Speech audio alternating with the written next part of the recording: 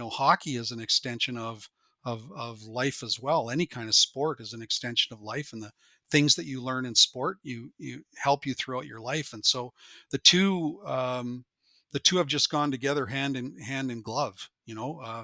Because that's sort of our common narratives are what kind of brings everybody together. When you're in the middle of a season or in the middle of a game, oftentimes, the link between the what you've learned in literature. I mean, you go back as far as teaching world literature. The Epic of Gilgamesh is 2,000 years old, and it's a story of the destiny of man outlined 2,000 years ago. So if that has relevance today, then then they can realize that they're part of something that's bigger than themselves, which is really what they learn in hockey as well.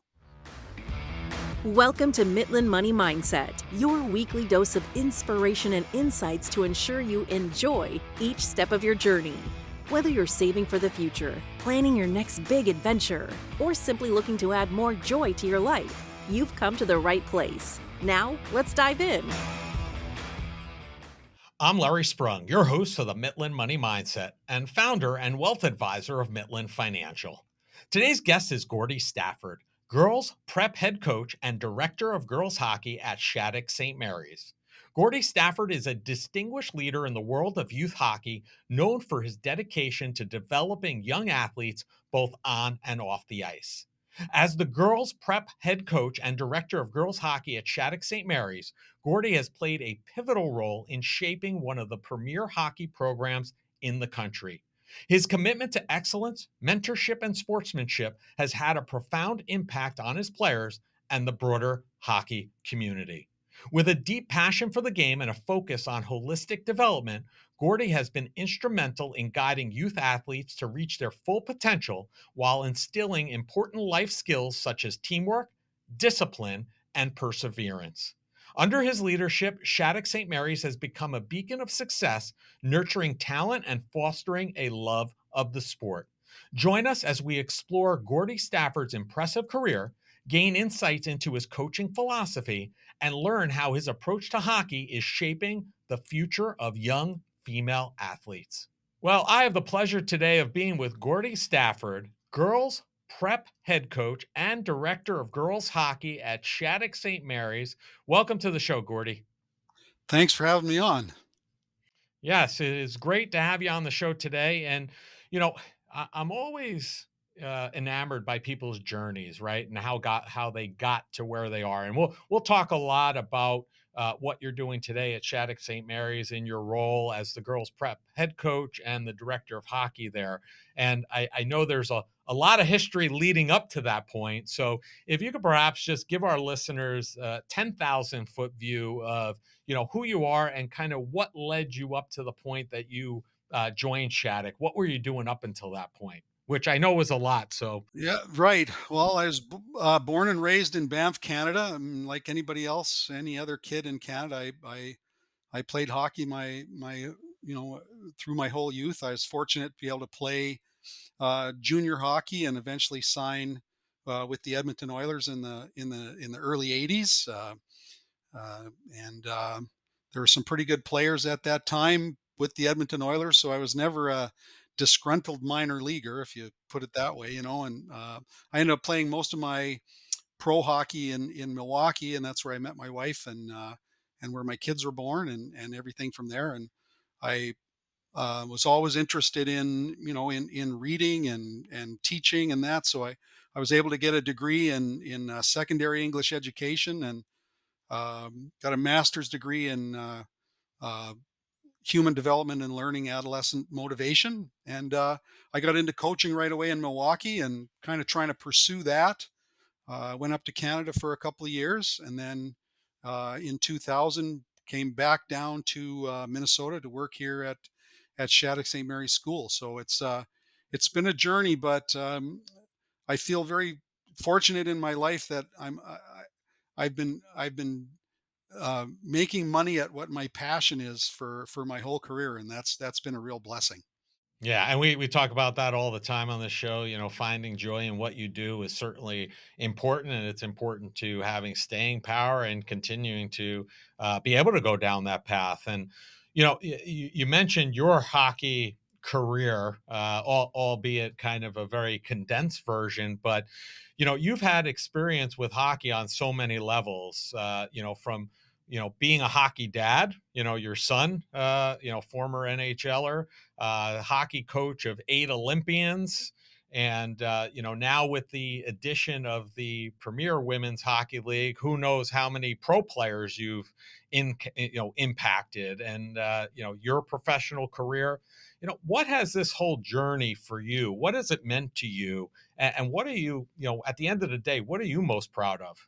I think being a teacher and a coach my whole life, you learn that teaching is a profession of delayed gratification, right? So at the end of the day, it's you see kids develop, you see them mature. I mean, the younger ones, some come to Shattuck as young as 13, 14 years old, and see them grow into young, young people and into adults, and be productive members of the community. I think that to me is the most rewarding thing, that you can have a part in in the lives of people that end up being very honest and productive citizens. So I think at the end of the day, that's part of it. But and then I think the ability to kind of have it continue over time. And I've always been a very curious person, and I consider myself to be a lifelong learner. So each year, you try and build on the past, and do things a little bit better. And um at Shattuck in general, there are a number of alums come back and teach here, and I have a couple of alums that are working with me now. So that, I think, at the end of the day, is the most rewarding part.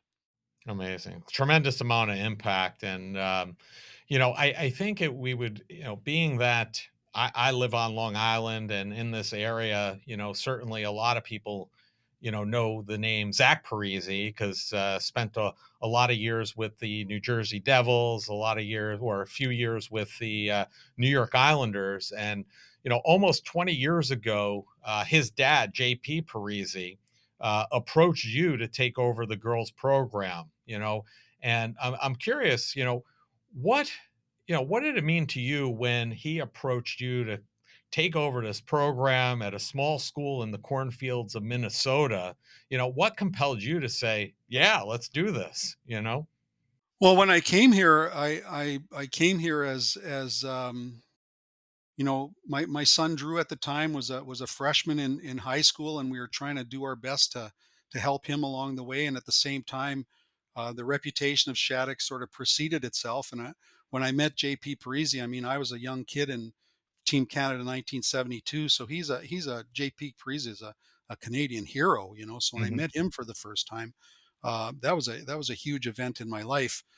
So I coached boys hockey. I've actually, now this year, I'm kind of tilting into now where I've been coaching girls longer than I was coaching boys. But my initial response at the time was, I felt like I was giving up a little bit on my mission to coach boys, because as a minor pro hockey player, there was a lot of things that I had to learn on my own, and I kind of saw it as my mission a little bit to be helping kids in their journey. But what I soon realized in coaching the girls is that it was just much much more fulfilling, in the sense that they don't have, at that time specifically, they didn't have anything at the end of the day, other than their high school careers and hoping to play college. And so coaching girls has just been a revelation in my life.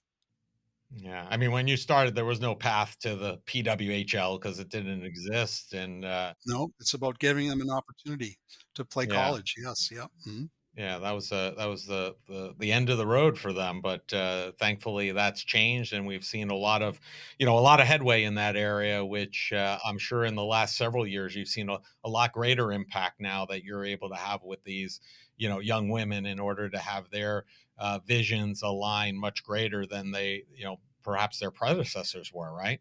Yeah, I will say, at the time, the profile of the boys program was what it is, and they were trying to do their best to sort of raise the profile of the girls program. And that's, I think, a great thing here at Shattuck is, as I say, is the girls here are athletes who happen to be female. I mean, we have 8 teams, and there's never once been any kind of a sense that there is any difference in the appreciation and the funding and the support for the girls program. So I think that that's really speaks highly of the Shattuck program, and and JP and the people involved in that too.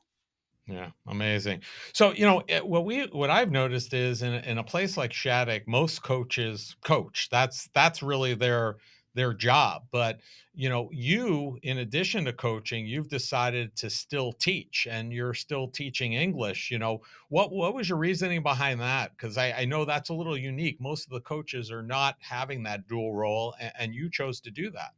I've often sort of said, or I think to myself, teaching and coaching is more kind of who I am rather than what I do, and I don't know, teaching English to me, uh, what first was the word, right? Like Hmm. it's so important for young people to learn how to write, because writing is the sort of the immediate extension of thinking, and most people, especially young people, spend a lot of time thinking, but being able to articulate that and to then present yourself, and to be able to have that confidence to explain what your thoughts are to other people, I think is huge. And then stories, I mean, literature is, to teach the kids archetypes, this narrative archetypes. We sort of see the world through a narrative, right? And so to understand, narrative archetypes, and specifically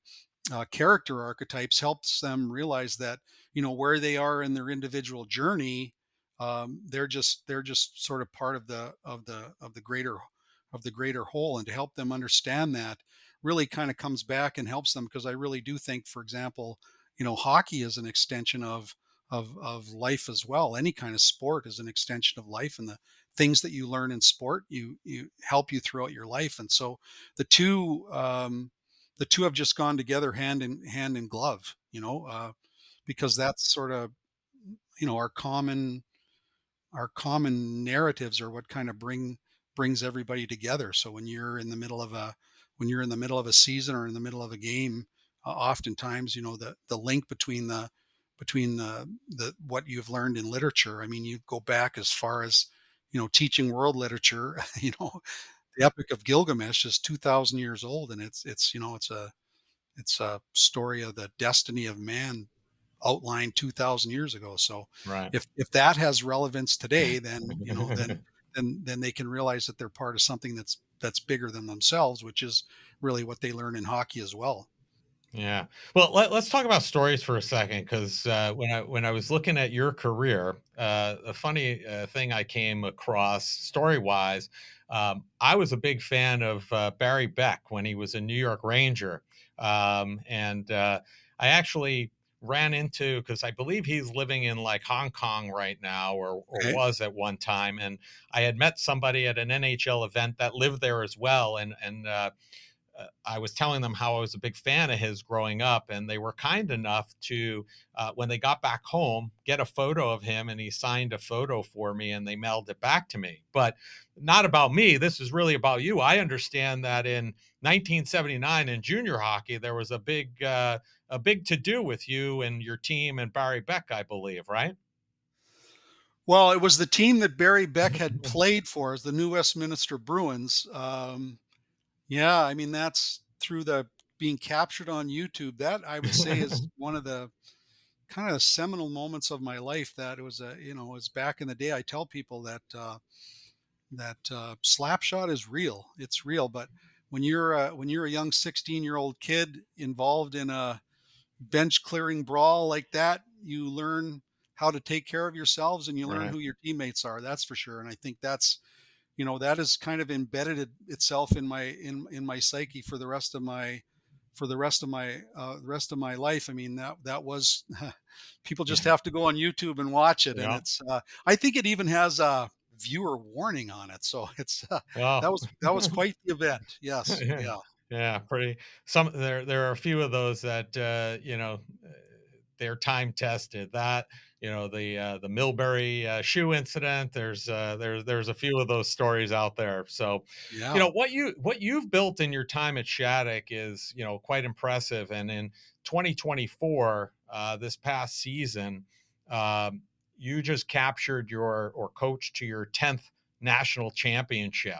And I feel like listeners would not forgive me if I did not ask, what's the secret sauce? How do you, people die to capture one national championship, but to capture 10 in a career, how do you go about doing that? Well, the first thing that comes to mind is it's the players. It's good players, and I think one thing that I've always, however that came about, and it's part of, I grew up around hockey, is that when most kids come and they talk about wanting to be good, right? They want to be good. I want to have a good slap shot. I want to, all of these skills, but we always approach it being good. Being good is about being a good teammate. It's first of all being a good person. I mean, that was one of JP's, be a good person. And I think that we, just as a program, it's a huge part of what we are, is that you need to be a good person, because we're trying to meet you where you are as a player, right? And help you get to your fullest potential. But if you're not a good teammate, and learn to be a good teammate, then that's huge. And then I think good players, when I say good players, okay, so good in terms of good people, good teammates. And then once you've established that, then we through our reputation, we get some highly skilled players too. And skilled players they want to be coached. You know, it's there's something to be said for, you know, taking even good players where they are. And most of the skilled players, they've been told their whole life that they're good, and they're not really that interested in that anymore. They want to know how they can get better. And if they think that you're going to help them get better, and you can display the sort of the character and kind of the competence that they know that you can help them get better, then they will, then they'll listen to you. And then a big part of it is, an understanding throughout the whole season, that you learn is that, the journey is kind of the reward. And so you have to embrace the challenge. I tell the kids, yes, you play to win, you play to get better, but we say the secret sauce is playing to be the kind of player that other players want to play with, right? So if you're involved in the synergy of that group, then you go into an individual game. I mean, the real win is getting better as you play, right? So that individual game, I think in many of those games, especially with the girls, it's like, we're just, we're hitting on all cylinders. And we've won 10, but I've been, I've lost as well in four other in the Right. championship game of four others, right? So I mean, that's part of it too. But I think, y- if you're pushing them up to the threshold of proximal development, like pushing right up against optimal challenge together, um, man, it's just so much fun. Yeah. And I think that's what I've been able to sort of teach, and I'm enthusiastic about it. And you know when you're playing with your teammates, there's no real pressure. It's just having, well, you talk about joy, and Right. I have part of my mantra with the kids is playing with joy. And it's interesting that that's part of your lexicon as well. And There you to me, go. joy has a very specific sort of a connotation to it. So yeah, I Yeah. guess that's it. That's kind of a long answer, but that's it. Sounds to me like joy is the secret sauce, but that's all good. Imagine a relationship where financial conversations don't feel stressful, but actually bring you joy. We've designed a guide to help you have positive, meaningful money conversations with your partner. This isn't just another budgeting tool, it's a roadmap for building trust and connection. So if you're ready to start a joyful money journey with your partner, go to mitlin.us/couplesjoy and download your free guide. Transform your financial future together starting today. So let's shift for a second because I think that one of the things that I know you talk about and we talk about very often on this show, whether it be with athletes, with entrepreneurs, is mindset. Mindset is such a big piece, and I think even in today's environment, it's still often overlooked. And I've had players think that I'm happy, I'm grateful, I'm just not satisfied. They say all these things. Can you speak to the point and how players can work on their mindset to grow the game? Because I think that that's such an important aspect, that it's not just you talk about those great players or good players that are looking to be great, or even the skilled players looking to be even better, right? It's working on the ice and those skills, but mindset's often very important as well. How do they work on that as they grow their game? Well, I think that mindset book by Carol Dweck really made an impact on not just the sporting world, but on a lot of the world. And and so the way that she parsed it out, I think, was between uh, bet- between a fixed mindset and a growth mindset.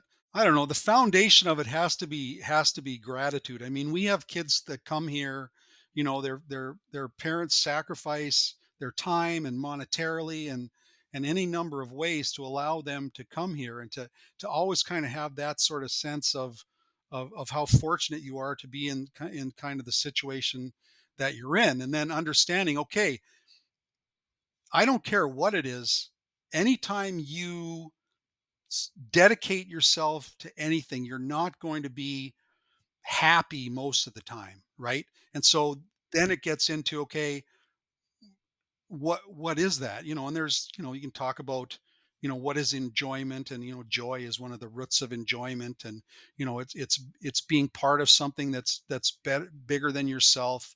It's an idea of focusing on sort of incremental improvement. you know um I've kind of, I don't know if I, I have an idea in my mind that I've talked about to the kids about. It's this kind of clarity mindset. It's like a mindset where your positive effort and that competitive is just for its own sake. It's rather than kind of whatever, like a transactional mindset. If I do this, then I expect this, right? Because at the end of the day, if you i- if you dedicate yourself to something and that's what you want to put your heart into, then you don't necessarily, or you can't necessarily rely on what the end result is, right? uh, but we all learn that it's what you learn along the way, it's the people that you meet along the way. So to stay kind of present in that, I mean, we talk about, I talk to the kids about, make sure your fun always supports your happiness, Hmm. you know Yep. so fun oftentimes for adolescents is doing something they shouldn't be doing on a Friday night, right? Hmm. But and we've certainly run into kids over the years that have made mistakes that way, and that's part of life too. But to understand, okay, I'm happiest when I'm at the rink, right? Hmm. I feel like I'm living my best, or being my best self, when I'm at the rink. So then everything I do, I need to do to try to, as much as possible, to support that. And then, if I'm around other people that are, one of the things that I talk about a lot too is that the the competition and friendship, and I have some real ideas, about that. But to push each other to be better, and that leadership, it is a response.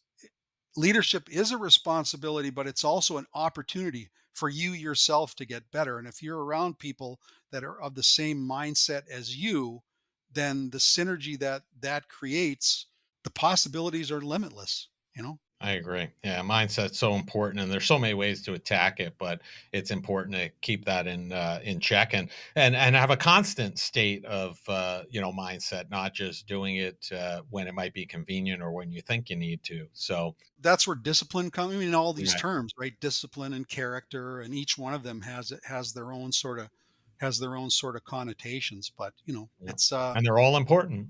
they are, yep, yep. Many of the women who've come through Shattuck have been instrumental in the growth of the women's game and the fight for equality. With regards to the women's and men's. What do you think's been a catalyst for that? Why has it been spearheaded by a lot of the women that have come through Shattuck? Well, I think that they, specifically, female athletes and females in general, the kids that come here and learn how to be a good teammate and learn what being on a team means and all of those things, then they understand that it's about things that are bigger than themselves. And when I think specifically, say kind of the four, between the Lamoureux twins and Amanda Kessel and Brianna Decker, I mean, they're just they have athletic maturity, but they also understand that they do have a platform from which they can make things better for others. And I think their understanding of that has allowed them to take the stands that they have, and it hasn't been easy. I mean, the Lamoureux twins put a book out number 3 or 4 years ago that sort of documented that,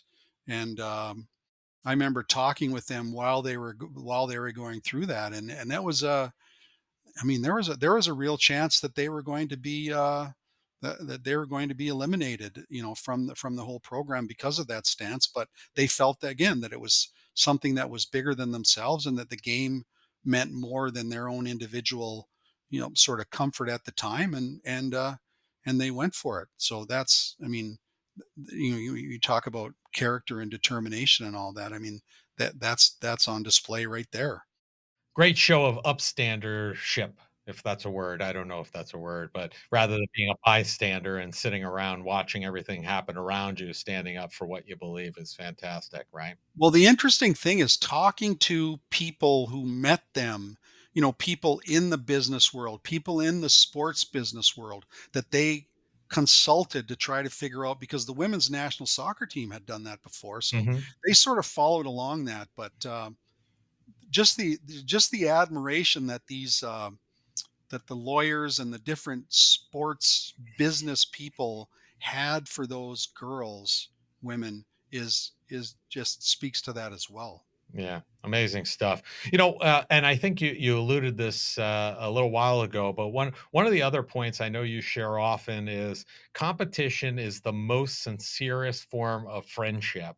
Whether it's in sports or business, I think there's such a valuable lesson in that message. How do you think we can encourage people and players to feel that deeply as well? Because I think that resonates so well and it's so important. Well, it kind of comes out of the sort of idea of, treating others as you would like to be treated, right? That's sort of the golden rule of everything. And to me, I've always thought that that doesn't have anything to do with being nice, right? Like, you want to be around people, like in a game, you want to be around people.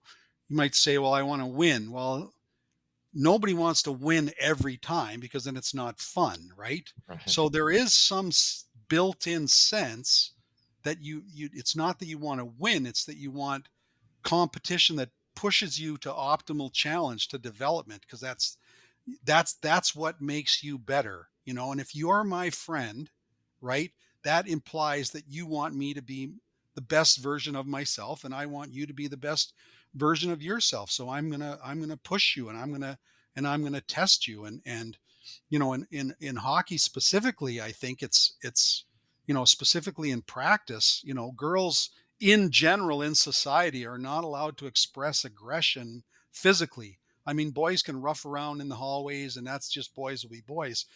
For whatever reason, good, bad, or indifferent, that's not how girls are allowed to present themselves to the world. So when they get at the rink, and you're demanding, that they play with intensity and physicality, it's important that they understand that that's part of the deal, is making them better. And every one of us knows, I mean, in our spouses, in our best friends are the ones that can call us on call us on our stuff. You Right. know, you Hmm. don't want to be patronized. You want somebody that's going to push you to be the best version of yourself. And that just gets back to, your friends and your teammates. Then, you know, yes, we have won a lot, but there have been times when we've lost in championship games. And inevitably those teams come together around the net and hug each other and support each other. So if you have that, you go over the boards every game, and you've got 19 others plus your coaches there that are there to support you when you fall. Then you can do anything, because Yeah. how can you fail? You can't fail. And you're making them better, they're making you better, and that in a weird way, then that makes the world better, because you're hanging around people that are pushing each other to get better. And I think that's something that Shattuck does really well. I mean, the kids that come here, with the different centers of excellence and that we have, they're from different backgrounds, but everybody, generally speaking, is trying to pursue the best version of themselves, which is a great atmosphere to be around. And that'll just push out to wherever they land next, whether that be college, sports, business, whatever. Yeah. It's a skill they could take anywhere and use anytime, really. Yeah. I mean, we have our annual, we have a pretty good alumni, and we have a golf tournament, and it's just so rewarding every year to see the I call them kids, whatever, the young people that come back, and just what they're doing with their lives. And I mean, that's such a rewarding thing. Yeah, amazing stuff. So, one of the things that we talk about, and a lot of people, reach out to, my family in particular, just because I've had two boys go through, very different journeys within hockey, and everybody has their own way and this and that, and I've seen and probably listened and heard it all, and I'm sure you have as well. But if you could talk to that new hockey parent out there, the person that's thinking about bringing their kid to their first learn to skate, or their first learn to play program with their local NHL team, what advice would you have for them, as somebody who's, again, your background, you're somebody who's coached in this, been ahead of a program, you've played professionally, your son has played professionally, so you have a lot of experience. So what advice would you have for these, new parents that are venturing down this hockey path for the first time? Well, it's interesting. The first thing that comes to my mind is how quickly it goes by, and everybody Yeah. everybody can agree with that. Here, That's here. that's huge. Stay in the moment and appreciate your kids. I mean, they're the only people in your life when they're that young. Their sole purpose is to try to have you love them. So you just love them. And then as it goes along, I mean, it gets back again to teaching them to be good people and everything like that. One of the things, you know, most people hope their kid, when they're young, latches on to something that they love, right? Whether it's sports or Yeah. piano or whatever, right? And Mhm. then they would maybe like them to be able to do it in high school, right? And then maybe if they're lucky, they'll do it in college, right? And maybe, and for a person, who's, fortunate enough, and through my son's hard work, and his passion and dedication and God-given talent and all of those things, I tell people, they're still your children. It doesn't change. Not, it doesn't change. You think it changes, but it doesn't. You don't want them to get hurt. You want their coach to treat them with respect, and and you want them to get a fair chance. And I don't care if Mhm. they're a U12 kid on a team, or a 10, 14-year veteran in the NHL. It really doesn't change. And so, um, yeah, just stay present, and realize that, you know, uh, unconditional love, is everything. Great advice. Well, Gordy, it's been a pleasure having you on. And we ask each of our guests, because we are the Mitlin Money Mindset. We are, as you mentioned, we're all about joy. We ask each of our guests the same final question, which is, what did you do today that brought you joy and put you in the right mindset for success? It's interesting. Part of my that I tell my kids is play with joy. So I have a specific idea. To me, joy is not a it's not a feeling, it's not an emotion, it's a state of mind. To me, joy is like a natural sort of phenomenon. I don't know if you've ever, listened to Beethoven's Ode to Joy. Like if you listen to that, I mean, it's sublime, and so to be in a situation, with a team or in life where you feel like your actions align with the principles that you've sort of set out for yourself. I think so I look at, here I am, it's another year at Shattuck. I'm going into my 25th year now at Shattuck St. Mary's, and I'm as excited, as excited for this day as I have been, because I know that I'm going to have a hand in affecting the lives of the parents and the children that are coming through the door, and also, having our young alumni that are the coaching staff. I think that's a huge thing too, is, whatever the institutional knowledge is for the elder members of the community to share what they have learned, and to support the younger the younger people in carrying on the traditions that you've set. Because when you do that, again, it's the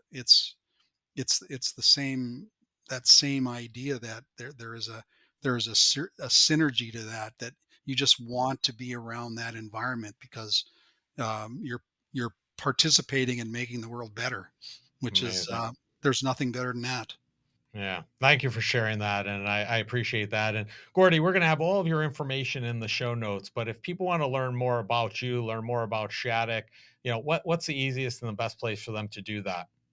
Well, Shattuck St. Mary's it's on the internet. I mean, people probably have heard about the hockey programs, but we're much more than that. I mean, myself, I've spent the majority of, well, my whole career, teaching and coaching, and now that I'm getting towards the end of that sort of chapter of things, I'm working on some other things. So hopefully, I'm on Facebook, and I'm on Instagram, and all those kinds of things, and Awesome. I'm working towards expanding out, and not just trying to support the people here at Shattuck, but support people out there in the world that are trying to pursue things that are meaningful to them.